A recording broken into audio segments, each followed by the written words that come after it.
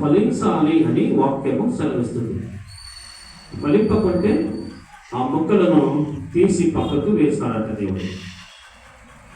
ఫలించాలంటే మరి ఏం చేయాలంట? 4వ వచనంలో చూద్దాం. 4వ వచనం, నా యందు నిలిచియుండుడి.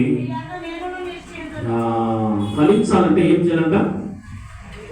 ఫలించాలంటే ఏం చేయాలంట? దేవుని యందు మనము నిలిచి ఉండాలి. ఫలించాలంటే ఏం చేయాలి? దేవుని యందు మనము నిలిచి ఉండాలి.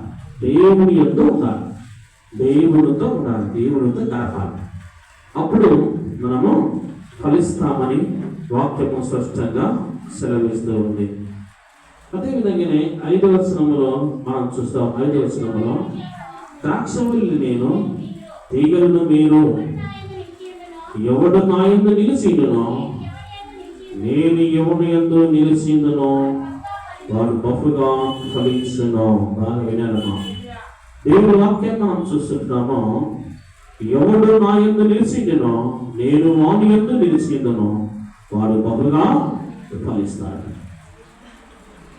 ఫలింపని తీగను పెరిగి వేస్తాడు. మనం ఫలించాలంటే మనం ఏం చేయాలంట? దేవుని యందు నిలిచి ఉండాలి. ఎప్పుడైతే మనము దేవుని యందు నిలిచి ఉంటామో వాడు బహుగా ఫలించును. బహుగా ఫలించును. చూడండి, 8వ వచనం కూడా ఒక మంచి మాట మనం చూస్తాం. 8వ వచనం, మీరు బహుగా ఫలించటం వలన నా తండ్రి మహిమ. మామిడి చెట్టు కదా, లేదా కొబ్బరి చెట్టు, ఏదో ఒక చెట్టు. ఆ చెట్టు మనము బాగా పంట ఇస్తే దాన్ని ఏం చేస్తాం? మనము అట్లే పెట్టుకుంటాం. పంట ఇవ్వకుంటే దాన్ని ఏం చేస్తాం? మనము పెరిగి ఆనేస్తాం. అదేవిధంగా దేవుని బిడ్డలారా, నీవు నేను కూడా దేవుని యందు మనం ఎప్పుడైతే నిలిచి ఉంటామో అప్పుడే మనము బహుగా ఫలిస్తామంట. ఎప్పుడైతే బహుగా ఫలిస్తామో తండ్రి మహిమపరచబడతాడు. ఎప్పుడైతే తండ్రి మహిమపరచబడతాడో అప్పుడు మనం ఆయన శిష్యులుగా ఉంటామన్న. చూడండి, అదే మాట అక్కడ మనం చదివే 8వ వచనంలో, మీరు బహుగా ఫలించటం వలన నా తండ్రి మహిమపరచబడను, ఇందువలన మీరు నా శిష్యులగుదురు. ఈ నూతన సంవత్సరంలో మనం ఏం చేయాలట? ఏం చేయాలి? మనము ఫలించే క్రైస్తవులు కాకుండా ఫలింపని వాడు తీసి పెరిగి పారవేయును. దేవుడి వాక్యాన్ని మంచిగా మనం చదవగా విన్నాము. దేవుడి ద్వారా 6వ వచనంలో మనం చూస్తే, ఎవడైనను నా యందు నిలిచి ఉండని ఎడల వాడు తీగవలి బయట పారవేయబడి ఎండిపోవును. మనుషులు అట్టి వాటిని పోగు చేసి అగ్నిలో పారవేతురు, అవి కాలిపోవును. చూడండి, ఫలించినప్పుడు తండ్రి మహిమపరచబడతాడు. ఫలించినప్పుడు మనం ఆయన శిష్యులుగా ఉంటాము. ఎప్పుడు ఫలిస్తామంటే మనం దేవుని యందు నిలిచి ఉన్నప్పుడు. ఒకవేళ దేవుని యందు నిలిచి ఉండకుండా, దేవునితో ఉండకుండా, దేవుని మార్గంలో మనం ఉండకుండా ఉంటే ఆ యొక్క ఫలమును ఫలింపని ఏం చేస్తారంట? బయట పారవేస్తారు. మనసును వాటిని పోగు చేసి అగ్నిలో కాల్చివేయదు. దేవుని వెళ్ళారా, మనం పొలంలో ఉన్నటువంటి మొక్కలను, పిచ్చి మొక్కలను తీసివేసి పొలము గట్టి మీద వేస్తాం. ఆ పొలము గట్టి మీద ఉన్నటువంటి ఆ యొక్క పిచ్చి మొక్కలు మనం ఏం చేస్తాము? ఎండిన తర్వాత ఏం చేస్తాం? కాల్చి వేస్తాం. కాల్చి వేస్తాం లేదా మీరు? ఒక పిచ్చి మొక్కలు మనము ధరిపించేస్తాం, ఒక దండకేస్తాం, ఒక గట్టి మీద వేస్తాం. తర్వాత ఎండిపోయిన తర్వాత దాన్ని ఏం చేస్తాము? కాల్చి వేస్తాము. అదేవిధంగా దేవుని వాక్యం సెలవిస్తుంది, నీవు నేను ఎవరైనా కానీ ఫలించేటువంటి వారిగా ఉండాలి. ఎప్పుడు ఫలిస్తామనగా తండ్రి యందు నీవు నిలిచినప్పుడు. తండ్రి యందు నిలిచినప్పుడు ఒకవేళ ఫలింపకుంటే అది పెరిగి వేయబడను. పెరిగి వేయబడి బయట పారవేస్తారు. పారవేసిన తర్వాత ఎండిపోతుంది. ఎండిపోయిన తర్వాత దాన్ని ఏం చేస్తారంటే మనసులో పోగు చేసి అగ్నిలో కాల్చి వేస్తారు. దేవుడు ఉన్నారా, నీవు లేవు ఆ విధంగా కాకుండా ఫలించేటువంటి వ్యక్తులుగా ఉండాలని అసలు దగ్గరము స్పష్టంగా మనకు హెచ్చరిస్తుంది. అదేవిధంగా దేవుని వాక్యాన్ని మనము ఇంకొక రీతిగా చదువుకుందాం. ఇర్మియా గ్రంథము 17:8 చదువుకుందాం. దేవుని వాక్యాన్ని ఇర్మియా గ్రంథము 17:8 17వ అధ్యాయము 8 ఇర్మియా గ్రంథము 17:8. దేవుని వాక్యము చక్కగా మనము చూస్తే 17:8 వాడు జనముల యొక్క నాటబడిన చెట్టు వలె నుండును, అది కాలువలను దాని వేలు తనను బెట్ట తగిలినను దానికి భయపడదు, దాన్ని ఆకు పచ్చగా నుండును, వర్షం లేని సంవత్సరమున చింతనందదు, కాపు మానదు. దాని విధానమా దేవుని వాక్యం మనం చూస్తాము. 8వ వచనంలో ఫలించిన వారు ఈ విధంగా ఉంటారట.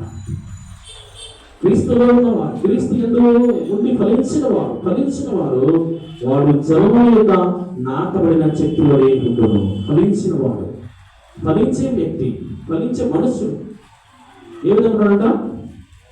జలముల దగ్గర చెట్టు ఏ విధంగా ఉంటుంది? జలముల దగ్గర చెట్టు ఏ విధంగా ఉంటుందమ్మా? పచ్చగా ఉంటుందట. అంటే ఫలించేటువంటి వ్యక్తులు. తర్వాత అవి కాలువలను ఓడను, దాన్ని వేళ్ళు తన్నును, తర్వాత బెట్ట కలిగినను దానికి భయపడదు, దాని ఆకు పచ్చగా నుండును, వర్షం లేని సంవత్సరమా చింత నొందదు, కాపు మానదు.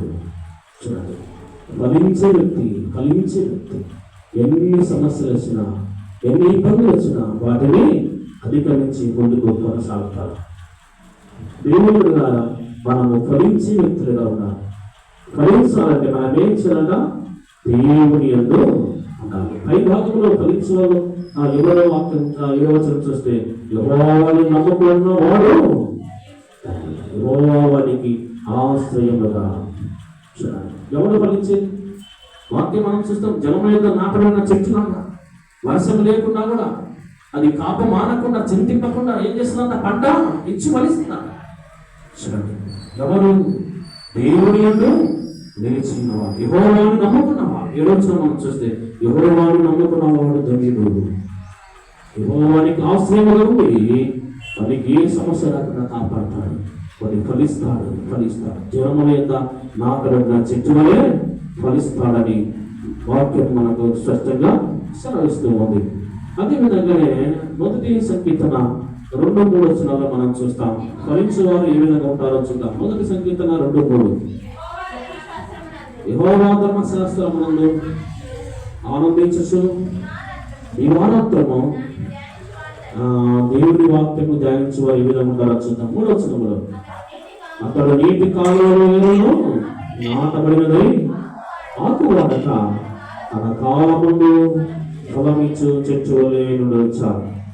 దివారాత్రము దేవుని వాక్యమును ధ్యానించేవారు, దేవుని వాక్యము నెమ్మది వేస్తూ వాక్యానుసారంగా జీవించేవారు నీటి కాలువల హేరను నాటబడిన చెట్టు వలె ఆకు వాడక తన కాలముందు ఫలమిచ్చు చెట్టు వలె ఉంటారు. ఫలించేవారు ఎవరు ఉంటారు?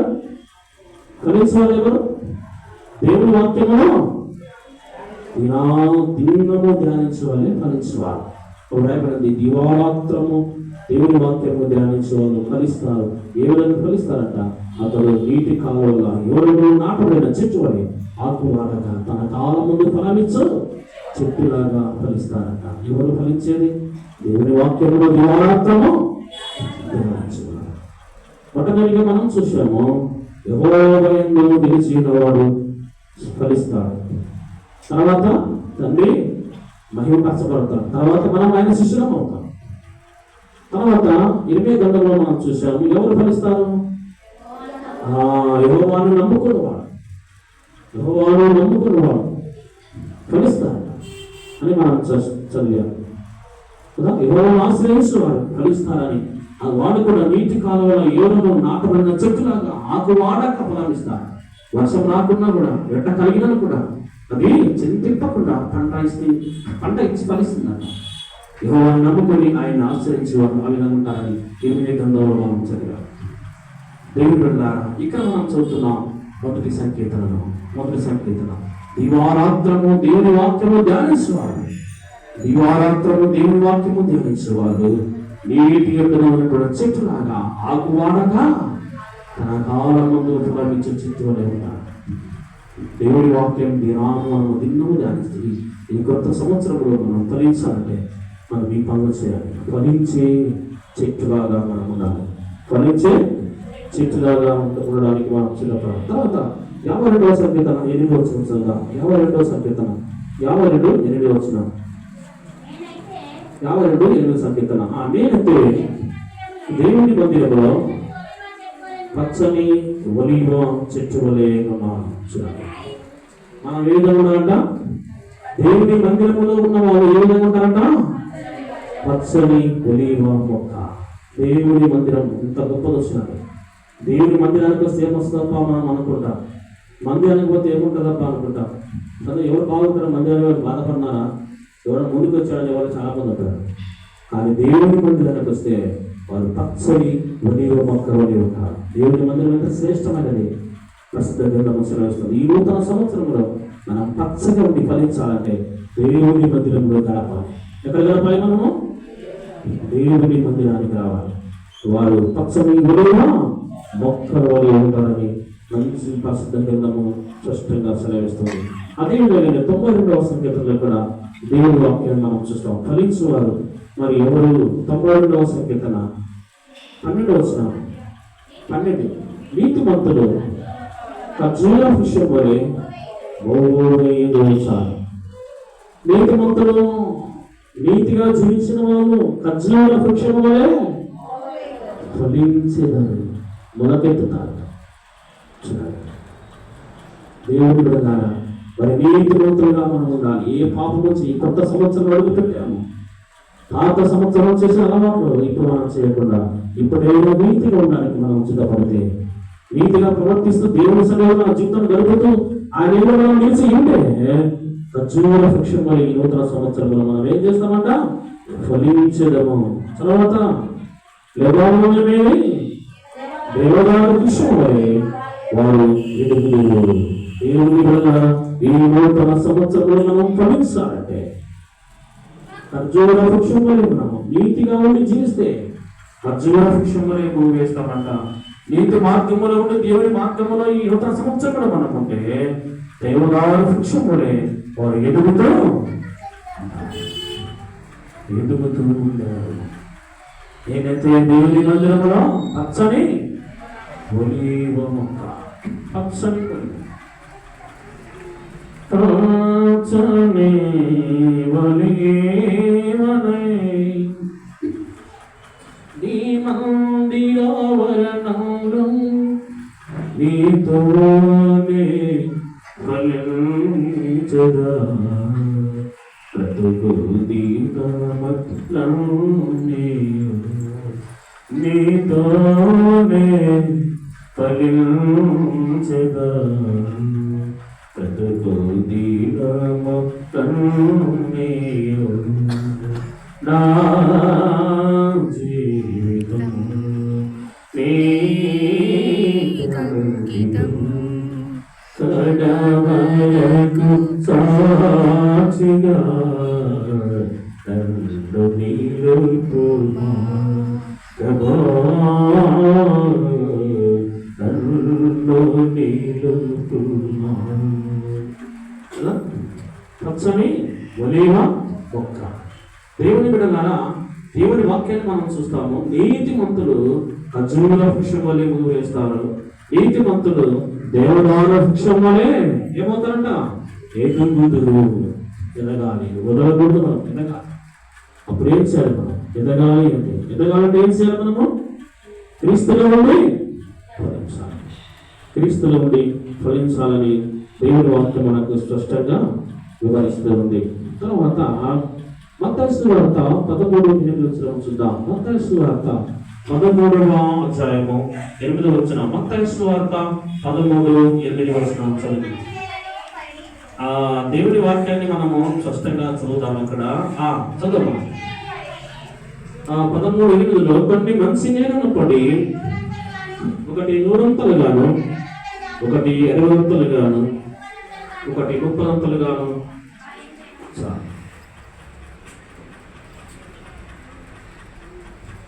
దేవుని వాక్యం మనం చూస్తున్నాం.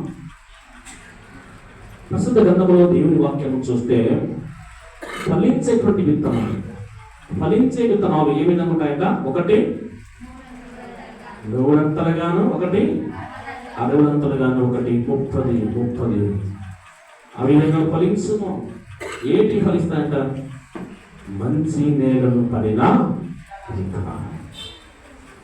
మనము ఫలించాలంటే ఏ విధంగా ఉండాలి? మంచి వారిగా గుర్తింపు తీసుకురావాలి. ఫలించాలంటే ఏం చేయాలి? మనము ఈ నూతన సంవత్సరంలో మంచి వారిగా కనబడాలి. ఈ మంచి వారు అనిపించుకుంటావా? ఈ నూతన సంవత్సరంలో అలానే మంచిది, అలానే వాడు మంచి వాడని ఈ నూతన సంవత్సరంలో మనం ఏం తెచ్చుకోవాలి?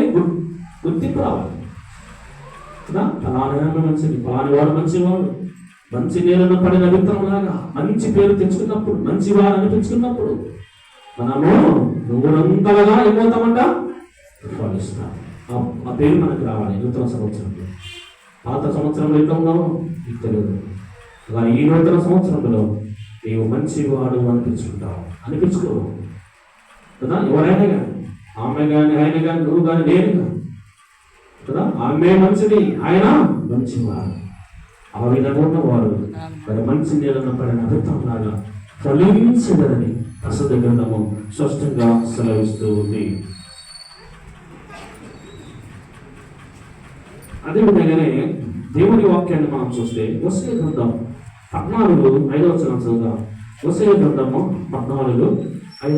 హోషేయ ప్రవక్త అయినటువంటి హోషేయ రాసిన గ్రంథం 14:5 చదువుదాం. చెట్టునకు మంచి పేజీ నంబరు 751 పాత నిబంధన 5 14:5. చెట్టునకు మంచి ఉన్నట్లు నేను అతని గుండును, తామర పుష్పము పెరిగినట్లు అతడు అభివృద్ధి నందును. లెబానోను పర్వతము దాని వేళ్ళు తన్నునట్లు వారు తమ వేళ్ళు తన్నుదురు. బాగా వినండి. తామర పుష్పం నాకు తెలియదు కానీ మీకు తెలిసి కదా. తామర పుష్పం ఎట్లుంటుందమ్మా? ఎట్లా రెడ్ ఉంటుందా? ఎట్లుంటుంది దాని కలర్? మంచి వాసన ఉంటుంది అది. చూడండి, ప్రస్తుత గ్రంథంలో మనం చూస్తున్నాము తామర పుష్పం గురించి ప్రస్తుత గ్రంథంలో రాయబడింది కదా. మీరు పెట్టిన పుష్పం చెట్టునకు మంచు ఉన్నట్లు నేను తనకుందును, తామర పుష్పము పెరిగినట్లు అతడు అభివృద్ధి నందును.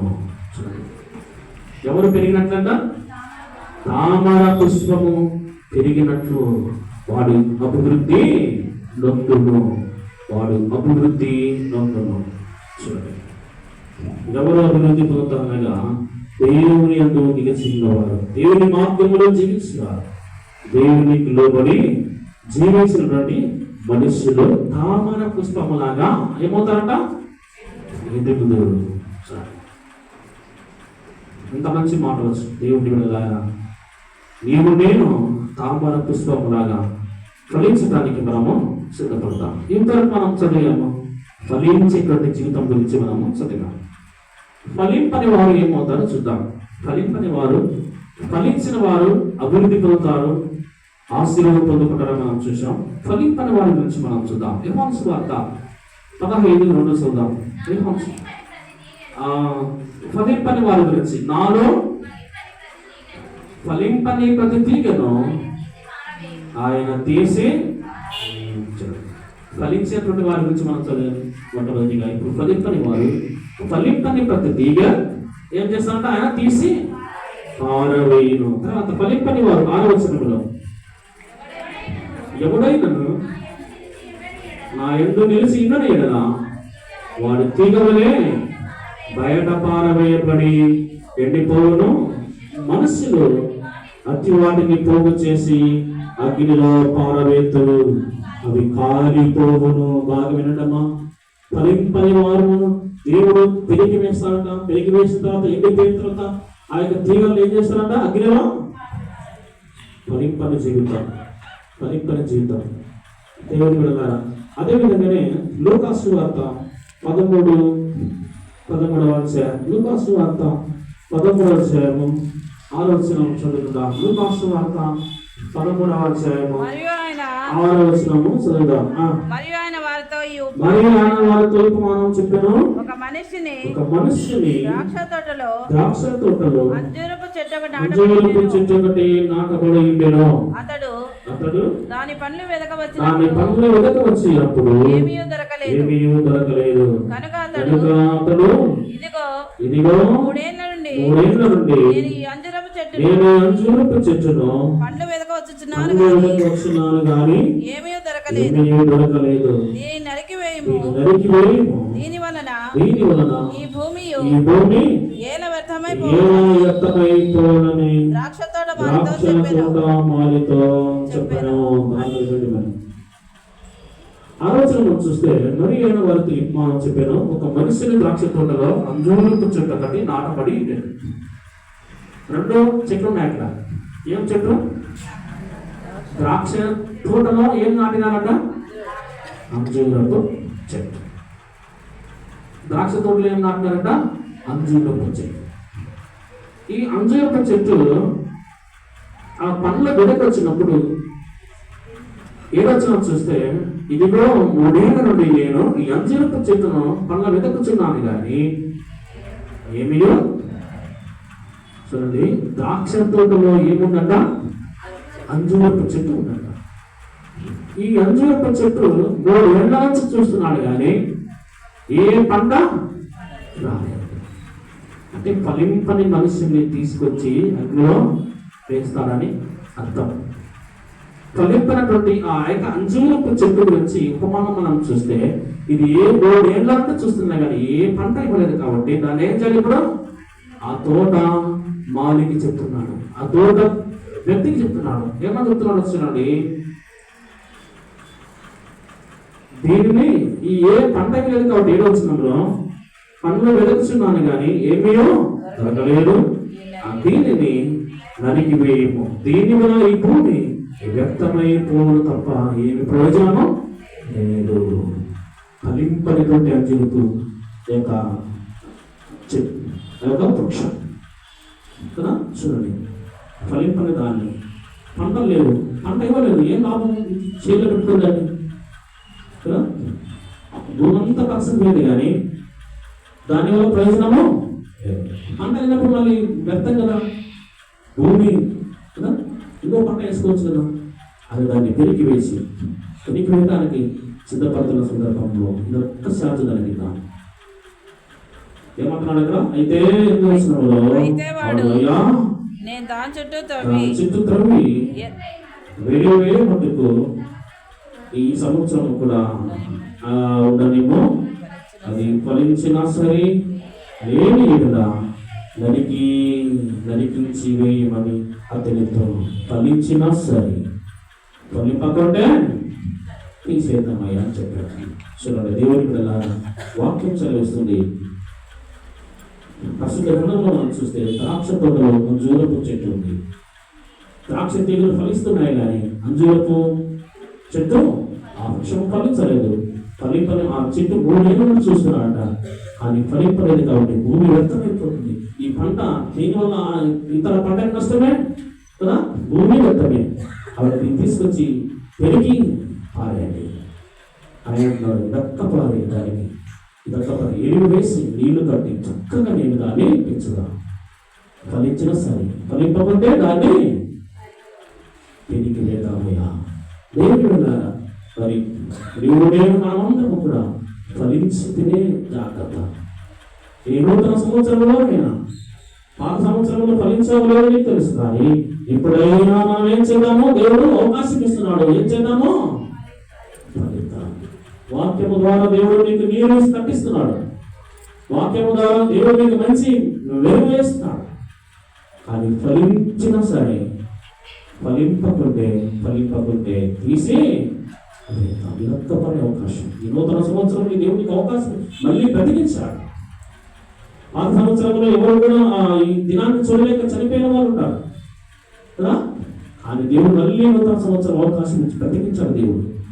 ఇప్పుడైనా నీవు మారు మనసు పొంది బాప్తిస్మం తీసుకుని క్రీస్తు మార్గంలో ఉంటే సరే, బాప్తిస్మం లేకుండా, దేవుని సన్నిధి కాకుండా, దేవుని మార్గం లేకుండా ఆ విధంగా అట్లే ఉంటే తీసి పక్కకి పారేస్తాడు దేవుడు. అవకాశం ఇచ్చాడు, గొప్ప అవకాశం. ఈ అవకాశం నువ్వు పెంచుకుంటున్నావు. జాగ్రత్తగా దేవుని మార్గంలో ఉండడానికి మనం సిద్ధపడదాం. తర్వాత అదే విధంగానే మత్తయి సువార్త 3వ అధ్యాయము 10వ వచనం చదువుకుందాం. మత్తయి సువార్త 3వ అధ్యాయము 10వ వచనం. మత్తయి సువార్త 3:17.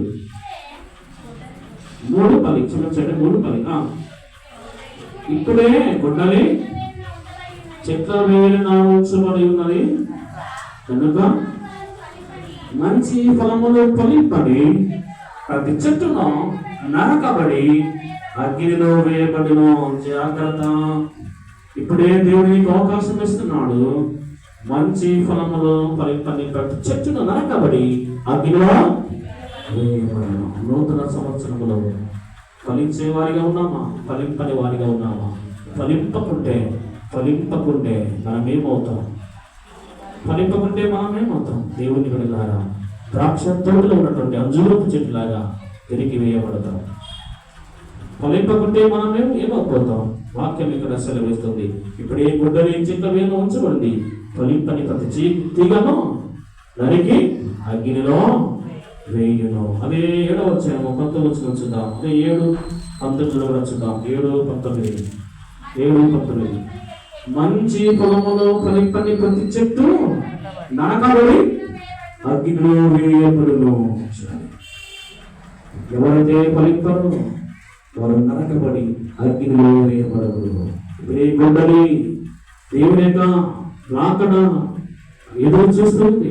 ఎప్పుడు వస్తాడో మనకు తెలియదు. ఆయన గర్జించి సింపబడి వస్తాడు. మంచి ఫలములు ఫలింపని ప్రతి చెట్టును తీసివేసి అగ్నిలో వేస్తాడు.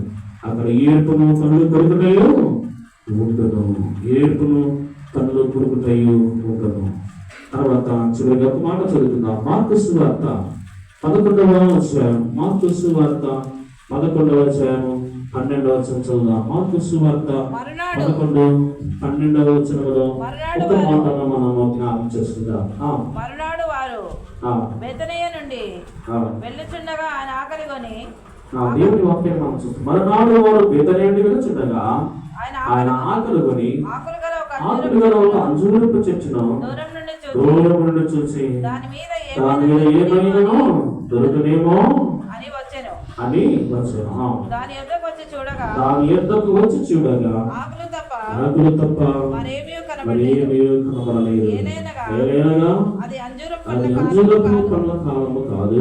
అందుకాయన ఇక మీదట ఎన్నటికి నీ పండ్లు ఎవరిని తినకుందరు కాక అని చెప్పాను. ఇది ఆయన శిష్యులు వినండి. అక్కడనే ఆన్సర్ ఉంది, అక్కడనే జవాబు ఉంది. యేసు ప్రభు వచ్చినాడంట, ఆకలి ఉన్నాడంట. ఆకలి ఉన్నప్పుడు అంజూరపు చెట్టును దూరం నుంచి ఇచ్చాడట. దాని మీద ఏమైనా దొరికినా మనం తిందామని ఆలోచించినాడంట. కానీ పట్టుడు చూస్తే ఆకులు తప్ప మరి ఏమీ కనపడలేదట. యేసు ప్రభు దేవుడు బెతనియాకి వచ్చినాడు. ఆయన ఆకలిలో ఉన్నాడు. అంజూరపు చెట్టును చూస్తే ఆ చెట్టు యొక్క పండు ఉంటాయేమో తీసుకోవడానికి వెళ్ళాడు. కానీ పండ్లు లేవట, ఆకులు ఉన్నాయి. ఏమున్నాయట? ఆకులు. బాగా వినాలి. ఆకులుంటే పండ్లు ఉంటాయి, ఉండవా? ఆకులుంటే పండ్లు ఉంటాయి. అది దేవుడికి బాధ. యేసుప్రభు దేవుడికి కోపం ఎక్కడ వచ్చిందంటే, పచ్చగా ఉంది కానీ ఫలం లేదు. ఎండిపోయింది, అది వేరే. పచ్చగా ఉంది, నీళ్ళు పెడుతున్నాడు, ఎన్ని వేస్తున్నాడు, అన్ని తిరిగి చేస్తుంది, కానీ వారికి అప్పల యజమానికి లాభము లేదు. యేసుప్రభు చూశాడు, వచ్చాడు. ఇంత బాగుంది కదా, చక్కగా ఉంది కదా, పచ్చగా ఉంది కదా, మంచి మంచి ఆకులు ఉన్నాయి కదా, మరి ఆకులు ఉన్నప్పుడు ఫలం ఉండదు కదా అని తీసుకోవడం తినడానికి పోతే ఆకులు తప్ప అంట. దాన్ని ఏం చేయాలంట? యేసుప్రభు ఏమన్నాడు ఆ మాటకు? దీనికి ఆకులు ఉన్నాయి కానీ పంట లేదు. మళ్ళీ ఏం చేయాలండి? ఏలనగా అది అంచులింపు పండ్ల కాలం కాదు, అందుకు ఆయన ఇక మీద ఎన్నటికి ఈ పండ్లు ఎవరను తినకుందరు. అంజూర పండ్లు చూసినారమ్మా? ఏదైనా చూసారా? చూడండి, అంజూర పండ్లు ఎట్లుంటాయి? మన కల్లా వేరు పండ్లు ఉంటాయి, అక్కడ అంజూర పండ్లు రెండు ఉంటాయి. మనం నల్లగా ఉంటాము, వాళ్ళు తెల్లగా ఉంటారు కదా. అంజూర పండ్లు అంటే ఇక్కడ మేరు పండ్లు, అక్కడ అంతే కదా. అందుకని దేవుని బిడ్డలారా, ప్రస్తుత రంగంలో మనం చూస్తున్నాము, అంజూరపు చెట్టు పచ్చగా ఉంది కానీ పంట ఎందుకు ప్రయోజనం? అది ఆయన చూసింది. నువ్వు పంట ఇస్తావో, నీ కాలం ఉండో లేదో నాకు అనవసరం అని. అది అంజూర పండ్ల కాలం కాదంగా, మరి లేనప్పుడు నువ్వు పచ్చగా ఎందుకు ఉన్నాను కదా. కాబట్టి నీలో పంట లేదు కాబట్టి దాన్ని చెప్పించాను. దేవుని వాక్యం సెలవిస్తుంది, నీకు అన్నీ ఉంటాయి కానీ ఫలింపకుంటాయి, అన్నీ ఉంటాయి. వాక్యం అర్థం ఏంటంటే, ఇక్కడ ప్రార్థనకు వస్తున్నావు, ఉపవాస ప్రార్థన ఉంది, భక్తి ఉంది, అన్నీ ఉన్నాయి, కానుకలు ఇస్తున్నావు, అన్నీ చేస్తావు. కానీ బాప్టిజము లేకుండా, ప్రభువుల సంస్కారం లేకుండా ఏమి చేసినా కూడా నీవు శపితమే. అది అర్థం. అక్కడ నీ ప్రార్థన ఉంది, దగ్గర ఉపవాస ప్రార్థన ఉంది, ప్రతి డైరీ చర్చకొస్తుంటాం, కానుకలు ఇస్తుంటాం, భక్తి ఉన్నాయి, సేవకుని ప్రేమిస్తాం, పాస్టర్ని ప్రేమిస్తాం కదా, అన్నీ ఉన్నాయి, అన్నీ చేస్తాం. కానీ బాప్టిజం లేకుండా, ఆదివారం ప్రభువుల సంస్కారం లేకుండా నువ్వేం చేసినా అంజూరపు చెట్టులాగా సిద్ధితమైపోతావు. ఇది వాస్తవం. అది ఆ యొక్క ఉపమాన భావం. దేవుడు నువ్వు ఎన్ని చేసిన పచ్చగా ఉంది కానీ నాకు ఏం లేదు, మారు మనసు ఫలితము లేదు. అందుకని ఈ నూతన సంవత్సరం దేవుడు అవకాశం ఇచ్చాడు. ఈ అవకాశం సద్వినియోగం చేసుకో. అందుకొరకే అయ్యా వినకపోతే దీనిని పునరుద్దాం. ఫలించినా సరే లేని కదా ఏం చేయాలి? రక్త ప్రవాహాసం మీద ఉండాలి. అన్నాడా? ఫలింపబట్టే నేను చెప్పినట్టుగా మళ్ళీ నూతన సంవత్సరం దేవుడు అవకాశం ఇచ్చాడు. ఎన్నో చనిపోయాడు, దానికి ప్రతిజ్ఞ చేశాడు. దేని కొరకు? మారు మనసు పొంది బాప్టిజం తీసుకొని ఫలించాలి. అవకాశం ఇచ్చాడు దేవుడు. ఫలించు అసలు నిర్లక్ష్యం చేయాలి. ఫలించే జీవితం మంచిది. ఫలించిన వారు ఫలింపనే వారు మనం చదివాం కదా. ఫలించిన వారు ఏమవుతారో చదివాము. ఫలించిన వారు ఏమవుతారో చదివాము. ఫలింపని వారు ఏమవుతారో చదివాము. ఆ విధంగా కాకుండా ఈ నూతన సంవత్సరంలో ప్రతి ఒక్కరు ఫలించాలని నా ఉద్దేశం. ప్రతి ఒక్కరూ ఫలించాలి. ఎవరు కూడా ఫలింపకుండా, ఎవరు కూడా నిత్య నరకానికి కదా, ఎవరు కూడా మరి ఉగ్ర జ్ఞానానికి వెళ్ళకూడదు. అందరూ ఫలించాలి. అందరూ నిత్య రాజ్యానికి వారసులు కావాలని నేను ఈ నూతన సంవత్సరంలో మిమ్మల్ని ఆశీర్వదిస్తూ వాక్యం ద్వారా బలపరుస్తున్నా. ఏ విధంగా మీరు ఈ నూతన సంవత్సరంలో మరి ఫలించి అభివృద్ధి చెందాలో కొన్ని వ్యక్తులను జ్ఞాపకం చేసుకుని దేవుని వాక్యం అభివృద్ధి చేస్తాను. 2వ సమూయేలు గ్రంథము 3వ అధ్యాయం. 2వ సమూయేలు గ్రంథము 3వ అధ్యాయము 1వ వచనం చదువుకుందాం. 2వ సమూయేలు గ్రంథం 3వ అధ్యాయము 1వ వచనము. బాగా చదవండి. మంచిది చదవమ్మా. సౌలు కుటుంబీకులను దావీదు బహుకాలము యుద్ధము జరగగా దావీదు అంతకంతకు ప్రబలెను. సౌలు కుటుంబం అంతకంతకు నీరసిల్లెను. బాగా విందాము. ఈ నూతన సంవత్సరంలో అడుగుపెట్టున్నాం మనము. సౌలు కుటుంబము అంతకంతకు రద్దులేదు, నీరసించిపోయింది. దావీదు కుటుంబము నూతన సంవత్సరంలో అంతకు ఏమవాడంట? ప్రబలేను. మంచి మాటలు. బాగా విందాం. దావీదు కుటుంబకులు బహుకాల యుద్ధములు జరిగాయి సౌలుకు దావీదుకు. కానీ దావీదు కుటుంబము అంతకంతకు ప్రబలెను, సౌలు కుటుంబము అంతకంతకు వడ్డీలేదు. ఫలించాలి. ఫలింపని కుటుంబము సౌలు కుటుంబం. ఫలించిన కుటుంబము ఎవరి కుటుంబము? దావీదు కుటుంబం. ఈ నూతన సంవత్సరంలో మనం ఏమవ్వాలి? ఏ కుటుంబంలాగా ఉండాలి? మనము సౌలు కుటుంబంలాగా నివసించుకోదామా? ఫలింపని జీవితముగా ఉందామా? దావీదు కుటుంబం లాగా అంతకు మనకేమవ్వాలంట? అది ప్రబలాలి కదా. అదే 5:10 అదే అధ్యాయము 5వ అధ్యాయం 10 ఏమంట? దావీదు అంతకంతకు వర్ధిల్లును. చాలు దేవుని వాక్యాన్ని మనం చూస్తున్నాము. దావీదు ఏమైనాడంట? అంతకు వర్ధిల్లును. ఫలించుట అంటే అర్థమేమమ్మా? ఫలించుట అంటే అర్థమేమి? వర్ధిల్లుట. దావీదు అంతకు వర్ధిల్లును. మీరు కూడా ఆ విధంగా వర్ధిల్లాలి. ఈ నూతన సంవత్సరంలో మీరు కూడా ఆ విధంగా వర్ధిల్లాలని నా యొక్క ఆశ. 10వ వచనం చూస్తాం. దావీదు అంతకంతకు వర్ధిల్లును. చూడండి, సైన్యంలో అధిపతి యెహోవా తోడుగా ఉండేను. చూడండి, మనం వర్ధిల్లాలి. దావీదు లాగా ఈ నూతన సంవత్సరం ఫలించాలంటే, దావీదు కుటుంబం లాగా ఫలించాలంటే మనం ఏం చేయాలి? వర్ధిల్లాలి. దేవుడు తోడుగా ఉన్నప్పుడు వర్ధిల్తాం. దేవుడు ఎప్పుడు తోడుగా ఉంటాం? మనకందరూ తెలుసు కదా. అపొస్తలుల కార్యములు 13వ అధ్యాయంలో మనం ఏం చూస్తాం? ఎందుకు వరకు దావీదు అంతకంతకు వర్ధిల్లాడు? 13:22 వచనములో అపొస్తలుల కార్యములు 13:22 తర్వాత అతను తొలగించి దావీదుని రాజుగా మరి ఆయన యిస్రాయేలు కుమారుడైన దావీదుని తట్టుకు తిరిగి అతడు రాజస్థానమైన మనుషులు అతను ఉద్దేశాన్ని నెరవేర్చిన. ఈ నూతన సంవత్సరంలో అంతకంతకు వర్ధిల్లి అంతకంతకు ప్రబలైనటువంటి దావీదు కుటుంబం దేని కొరకు వర్ధిల్లింది? ఎందుకు కొరకు ప్రబలింది? ఎందుకు కొరకు హెచ్చించబడింది? ఎందుకు కొరకు ఫలించింది? దావీదు సమస్త విషయములలో 2వ సమూయేలు గ్రంథం 15:18 మనం చూస్తాం. అతడు ఏ విధంగా ఉన్నాడంట?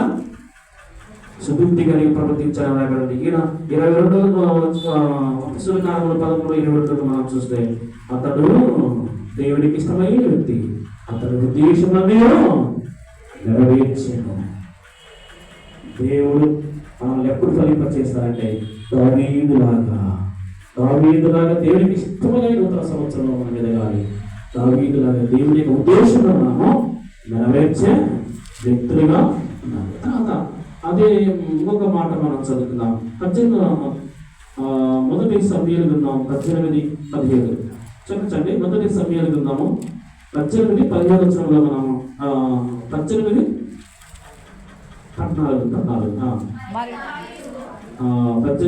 మరి దావీదు సమస్త విషయంలో సుబుద్ధి కలిగి ప్రవర్తింపగా యెహోవా అతనికి తోడై ఉండేను. మనం దేవుడి వాక్యం చదివాం. అంతకంతకు వర్ధిల్లాలి, అంతకంతకు ప్రబలాలి. అంటే ఏం చేయాలి? దావీదులాగా ఈ నూతన సంవత్సరంలో మంచిగా ప్రవర్తించాలి. మంచి కుటుంబం లాగా పేరు తెచ్చుకోవాలి. తర్వాత దావీదు కుటుంబం లాగా దేవుడికి ఇష్టమైనటువంటి వారుగా దేవుని ఉద్దేశం నెరవేర్చే కుటుంబం లాగా మనము ఉంటే మన కుటుంబము వర్ధిల్లుతుంది. మన పిల్లలు, మన సంసారం, మన యొక్క సమస్త కష్టార్జితం దేవుడు ఏం చేస్తాడు? వర్ధిల్ల చేస్తాడు ఈ నూతన సంవత్సరంలో. తర్వాత ఇంకొక మాట మనం చదువుకుందాం.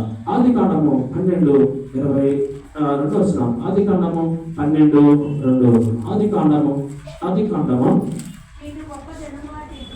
ఆదికాండము 12:2 వచనం చదువుదాం. చదువు.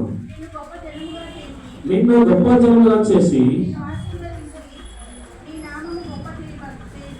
ఆదికాండము 12:2 వచనంలో ఆదికాండము 12:2 వచనం. నాకును నీకును ఆదికాండము క్షమించండి 17:2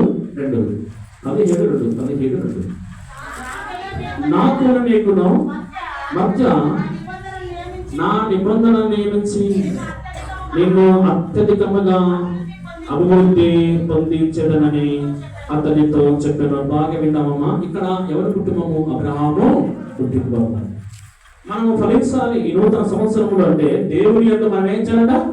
నిలిచి, ఎవరైతే నా యందు నిలిచి ఉండునో నేను వారి యందు నిలిచి ఉండునో అప్పుడు వారు బహుగా ఫలించును. నా తండ్రి వారి వలన మహిమ పరచబడను. అప్పుడు వాడు నాకు శిష్యులుగా అగ్గుపడుతుందని యమాస్వార్తలు మనం చదివాం. దేవుడి బిడ్డలారా, మనము దేవుని యందు ఉండాలి. దేవుని యందు ఉండి దేవుడితో నడుచుకుంటే మనము దావీదు కుటుంబంలాగా అంతకంతకు వర్తిల్లుతాం. ఈ నూతన సంవత్సరంలో తర్వాత అబ్రహాము కుటుంబంలాగా దేవుని బిడ్డలారా, నాకు నీకు మధ్య నిబంధనలోనే నేను అత్యధికమైన అభివృద్ధి. ఈ నూతన సంవత్సరంలో సంఘంలో ప్రతి ఒక్క కుటుంబము అత్యధికమైన అభివృద్ధి పొందుకోవాలంటే ఏం చేయాలి? అబ్రహాములాగా దేవుని మార్గంలో జీవించాలి, దేవునికి లోబడి జీవించాలి. అదే కారణం 12:1-4 వచనాలు మనం చూస్తే దేవుడు అబ్రహామును పిలిచాడు. సమస్తాన్ని విడిచిపెట్టి దేవుడు అబ్రహామును దేవుణ్ణి వెంబడించాడు. ఎవరు? అబ్రహాము. 12:1-4 వచనాలు మనం చూస్తే ఎందుకు ఫలించింది అబ్రహాము కుటుంబం అనగా దేవుని సేవ భక్తితో చేసింది, దేవుని వెంబడించింది అబ్రహాము కుటుంబం. సమస్తాన్ని విడిచిపెట్టి దేవుని సేవ చేసింది, దేవుని వెంబడించింది అబ్రహాము కుటుంబం. చూడండి, అందుకొరకే 15వ వచనంలో అబ్రహాము కుటుంబం ఏమైంది? అత్యధికమైన అభివృద్ధి పొందుకున్నది. తర్వాత 13వ వచనం కూడా చూస్తాం మనం. 13:2 అబ్రహాము వెండి బంగారు పశువులు కలిగి వారి గుణవంతుడు. ఈ నూతన సంవత్సరంలో అబ్రహాములాగా సంఘంలో ప్రతి ఒక్క కుటుంబం అత్యధికమైన అభివృద్ధి పొందుకోవాలి. ఈ నూతన సంవత్సరంలో ప్రతి కుటుంబము అబ్రహాములాగా వెండి బంగారు పశువులు కలిగి బహు ధనవంతులుగా ఉండాలన్న ఆశ. ఎప్పుడు ధనవంతులుగా ఉంటారు? పాత సంవత్సరంలో ఇరుకులు ఇబ్బందులు సరి నలిగిపోయావా? అప్పుడు సమస్యగా ఉన్నావా? నలిగిపోయావా? కానీ ఈ నూతన సంవత్సరము దేవుడు నీకు అన్ని ఇవ్వాలి, అప్పుడు తొలగిస్తాడు. ఈ నూతన సంవత్సరం నీకు డబ్బు దేవుడు ఇవ్వాలి, వెండి బంగారు పశువులు బహు ధనవంతుడిగా ఉన్నాడు అబ్రహాం. నేను కూడా అబ్రహాము కుటుంబంలో ఈ నూతన సంవత్సరంలో అత్యధికమైన అభివృద్ధి అనగా వెండి బంగారు పశువులు సంపద. ఈ నూతన సంవత్సరంలో దేవుడు ప్రతి ఒక్కరికి అలాంటి సంపద ఇవ్వాలని మిమ్మల్ని నేను ఆశీర్వదిస్తున్నాను, వాక్యం ద్వారా బలపరుస్తున్నాను. తర్వాత చివరిగా ఒక మాట చదివి దేవుని వాక్యాన్ని నేను ముగించేస్తాను. ఆదికాండము 35:9 చదువుకుందాం. ఈ మాట చదువుకుని దేవుని వాక్యం ముగించేసుకుందాం. ఆదికాండము 35:9.